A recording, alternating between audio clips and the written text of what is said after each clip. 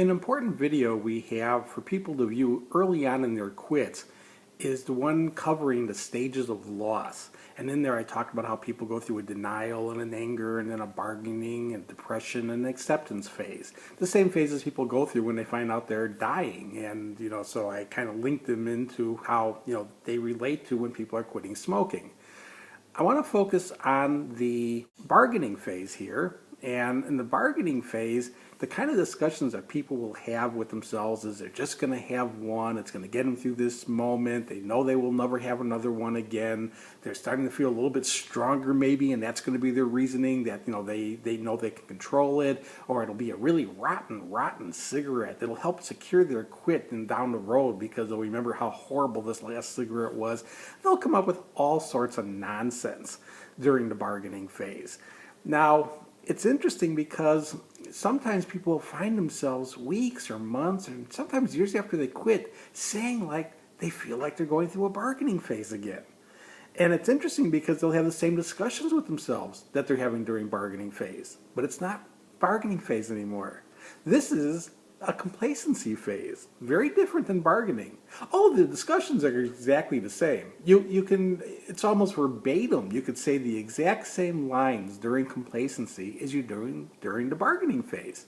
The big difference is when you're doing it during the bargaining phase, you know it's a lie. You're trying to come up with a reason to justify you're in the middle of withdrawal and you want to stop the withdrawal. You're having an urge, you want to stop the urge. You're trying to come up with some mechanism to be able to allow yourself to take a cigarette. But you know that it's not true. You know as you're saying it, it's not true. That's how people usually overcome the bargaining phase is they catch themselves and they realize that, they can't give in to this. If they do, they're going to lose this quit. The difference during the complacency phase, because again, understand, same conversation, same dialogue. The difference is when you're saying them to yourself, under complacency, you're believing every word you say. They all sound legitimate. It's like it really, there's some reality to the statement now that you knew in the beginning wasn't true. The discussion's the same. The end result, if you were to give in to the discussion, will be the same. You're going to be back smoking again. And it's important to understand not to allow yourself to get into this phase of complacency. There's a couple of other videos where I talk about this too. One is the only time I think about smoking is when I get one of your stupid letters. That's one of the videos. And another one, I'll come for reinforcement when I need it.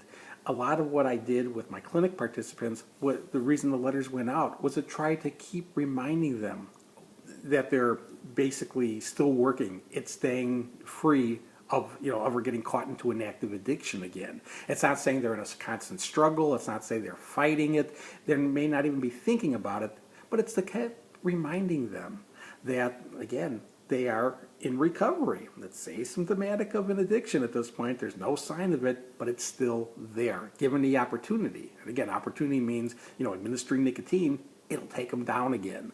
So it's a type of thing, try to avoid complacency. The way to do that is to keep reminding yourself of why you quit. Keep reminding yourself of why you don't want to be a smoker again. Try to keep remembering cigarettes, how they were at the end. Not what they were like at the beginning, what they were like at the end. That's the problem. As you get further and further away from smoking, you forget every bad cigarette you ever smoked. You forget the ones that you don't remember smoking as you were doing them. The cigarettes you just automatically lit when you still had some burning in your own ashtray. They were just automatic cigarettes. You're forgetting those cigarettes. You're forgetting the ones that as you lit them, it was like you were disgusted. You couldn't believe you were doing it. You put them out in total disgust.